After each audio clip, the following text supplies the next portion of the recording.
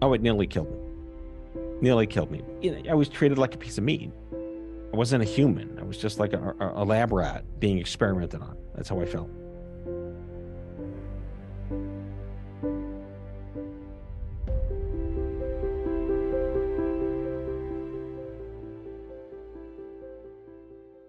Hello, it's Andrew Shore and Esther Shore again, back Yes, with sir.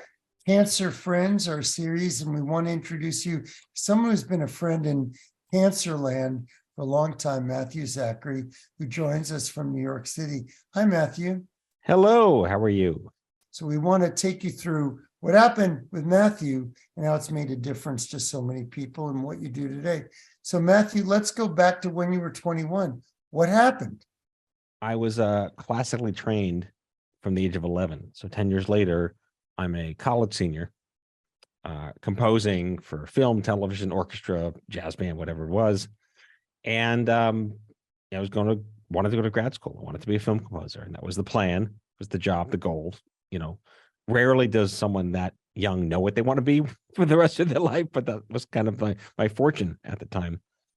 And during summer break, everything was fine, got back to school, and I immediately noticed that maybe this is just unique to being a pianist, that the fine motor coordination in my left hand wasn't as great as I remember it to be.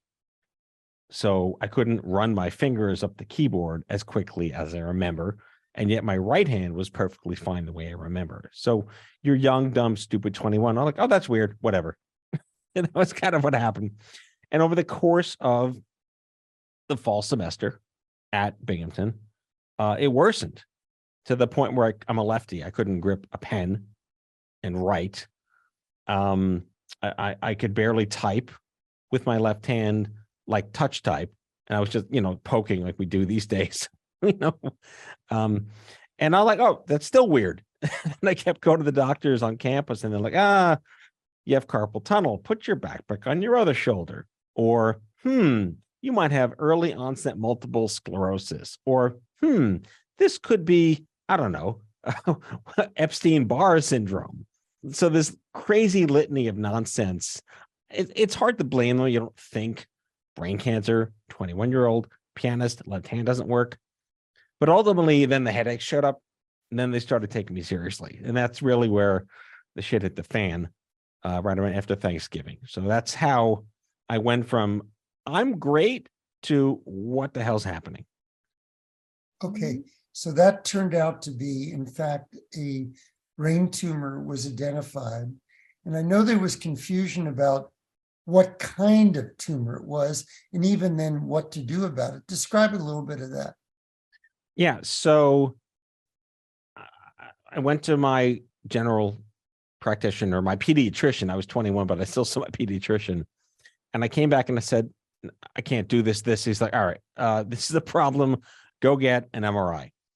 Got the MRI, and then went to the diner for lunch afterwards, got back, and there was a beeping answering machine, if you want to Google what that was, kids. And it said, get back here. There's something wrong with you.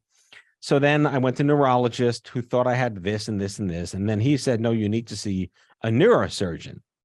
And the neurosurgeon said, oh, this is probably an astrocytoma, which is not great. It's like maybe the least worst of them. But then they finally went in there and they took it out on January 10th, 96 was my 8-hour surgery.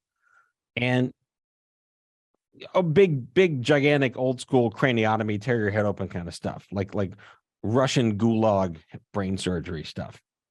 And yeah, it wasn't pretty. It wasn't pretty. And you're awake the whole time. So it's not like, I mean, you're kind of pseudo awake and not awake, but it was just not fun. It's a little better these days. But they took it out. The pathology came back and they're like, it can't possibly be this. It wasn't an astrocytoma. It was a medulloblastoma, which is unseen in people that were 21. It's like an 8-year-old and younger, congenital. You're born with it. It's called a primary neuroendocrine tumor, PNET. And like, how the hell does this 21-year-old kid have a medulloblastoma? They didn't believe it. And then, of course, I was very lucky to have my dad's best friend, my Uncle Jay, who I talk about a lot in all my talks, happened to be one of the world's leading genomicists at the time.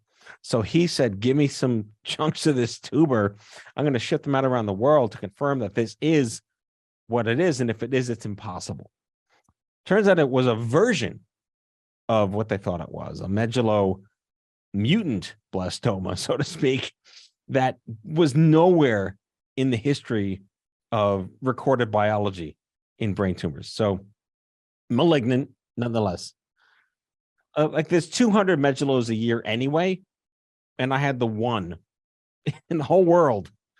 You know, I don't know if it's to date or not, 27 years later, but that was the confusion that led to this, which added just more, I don't know, hedge maze thinking on what to do with me, because it was finally out of my head, but now what?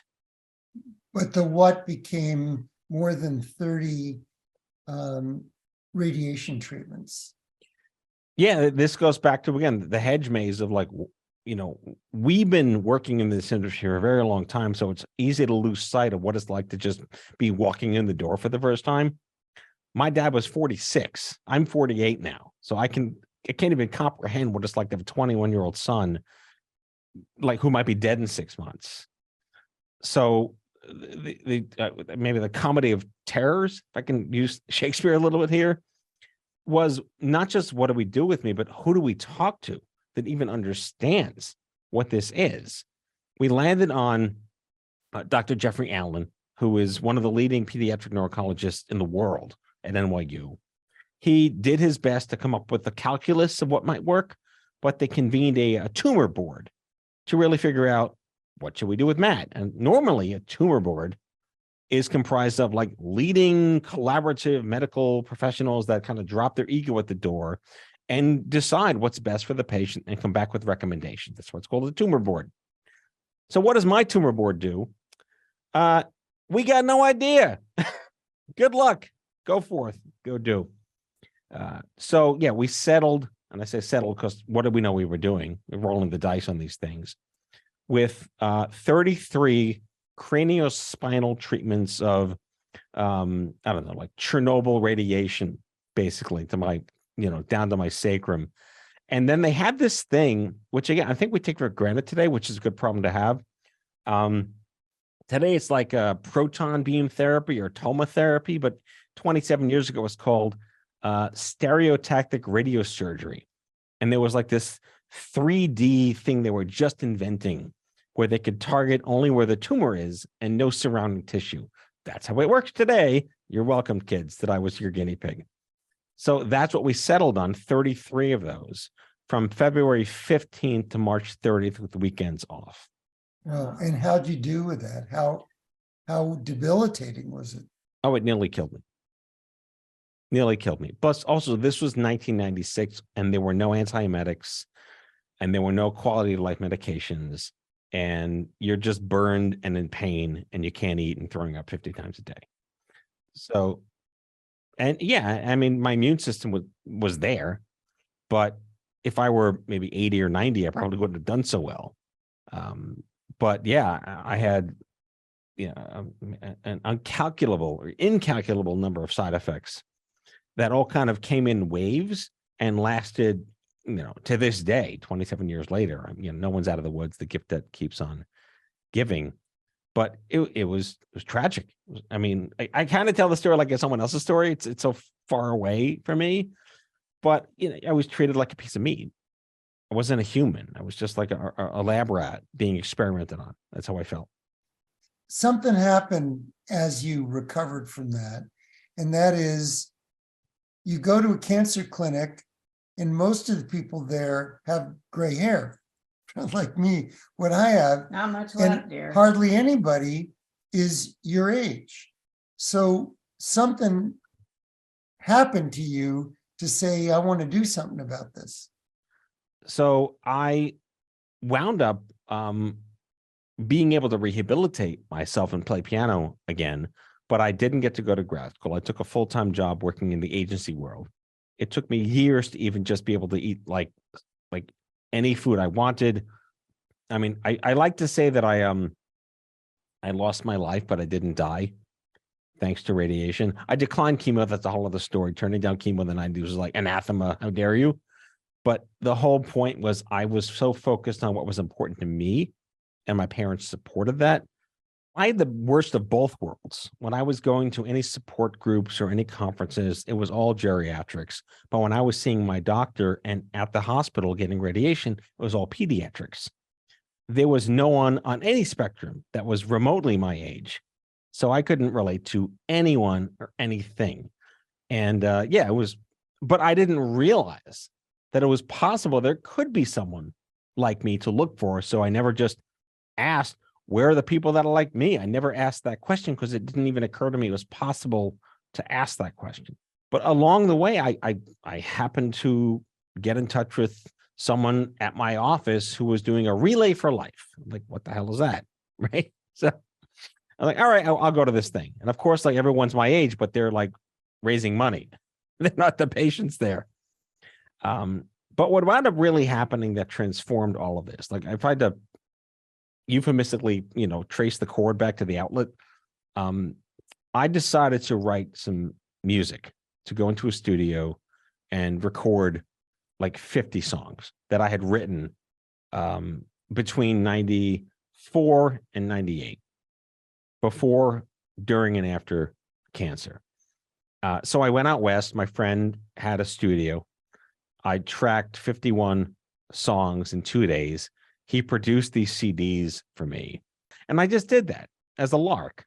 But I did it in a way so I could give them to my doctors to thank them. And hopefully maybe you can give them to the parents of these kids.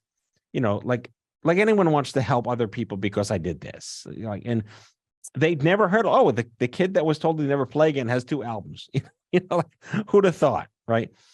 But one of the doctors I gave it to, there was like a sales rep from some company showed up there. And the story goes, again, the story is the story. Oh, what's that? Oh, that's Matt, one of our patients. He was a young adult or a teen adolescent. What do they call me back then? Pianist who was brain cancer, but plays again now. Oh, I'll take this back. I'll see what they can do. That got me some strange like video news release, I think for Roche at the time. I didn't know what I was doing. I had a story. It was just me. But a gentleman saw that piece and found me on a Columbia listserv for brain tumors that I happened to find. Now, just to date ourselves, a listserv, friends, is like an AOL chat room without the chat room. And it's all based on like DOS and text-based editing, old school stuff. So this guy's name, and you know him, was Craig Lustig. If there was any one person on this earth that I could have met who would have been the default supernova to accelerate me into this rabbit hole, it was Craig Lustig. And then, the rest is history. Craig took me down this rabbit hole. He said, you should be a cancer advocate. To which I responded, what the hell is a cancer advocate? And there we go. So, okay, Wow. but there we go was a regular internet radio show and really attracting other young people around the world probably, and forming an organization, eventually a convention, if you want to call that, of people like that in Las Vegas. I mean, it mushroomed. Just describe that. It took off. The trigger to start Stupid Cancer was that it wasn't as much that I finally found people like me. So that was the spark that got the organization started. It had to be a charity. I didn't know anything else about it. I had a talk radio show. We did live events. We had bar nights outside the hospital in 50 cities around the country. And I think it spoke to people in a way because it gave them permission to be pissed, but a community of people that understood what they're going through and a way to get behind something they didn't know they needed to do. So Matthew, you've remained what you just labeled a provocateur. Why is that needed in this field? And you take joy in doing it. It's needed. How come? I mean, I'm not alone. Maybe there's only a handful of people like me who are willing to, truth to power is not a phrase I like to use a lot, but I can't think of anything on the fly right now. Someone's got to poke the stick. Someone's got to poke the bear. Someone has to be willing to, call out bullshit where bullshit is due to be called out without throwing too many people under the bus at the same time. But I'm an entertainer. If you ask me who I am, I'm an entertainer. All I want to do is get on stage, play piano, and talk to people. That's the core of who I am. But I take that entertainment and my shticky, schlocky, Jewish neurotic stuff, and I am able to bring into what I want to talk about the inanities, in a way that normal people understand. That isn't multi-syllable, jargony, fridge magnet bingo, because that's the way healthcare works, and we don't speak human. But if someone doesn't speak up on behalf of the little man or garner the respect of the American voters or give consumers and patients and caregivers a way to mess back against a system built by design to not help them, you can't do that in a flaccid, placid demeanor. So really, it rings very true that sometimes you have to just get angry enough to take action. And what it sounds like to me was, there's anger and grief initially about being alone. Who is everybody? Where are the people that are like me? And then once you started finding people like you, there is the motivation to do something about it, to bring them together, to take action. And that seems like what you've done in a lot of the things that you've pursued. I mean, a good example of what I did in 2007, the language coming out of the NCI, the NIH, the CDC, COG, all these acronyms that we can Google after the show, was that, something like survival health outcomes in adolescents and young adults were not increasing at par with longitudinal data against pediatric and older adult kids, like blah, blah, blah. What that meant was if you're Gen Xer, you're going to die way more than if you're not. And I could say it that way, and people understood it when I said it that way. And that no one cares about young adult cancer except young adults with cancer. So I was able to just make it that straightforward, right? That's what this really comes down to. You can be angry about why this happened to you, but don't ask why. Ask, now that it has happened to you, what can you do, if that is in your interest, to make it less horrible for the next person that shows up? And now we look at what ACA accomplished with all of its flaws. That was meritable from the young adult cancer movement, the long-term PED movement. ACA, the pre-existing condition up to 26, those two things were driven by people like me and hundreds of thousands of us that rallied around one idea. We deserve better. We want to live a little more. And why should we be treated differently? Why should we be cared for differently? Why should there not be standards and protocols for our age relevancy, just like everyone else? So if you don't give people a channel for that anger, you're just going to stay angry.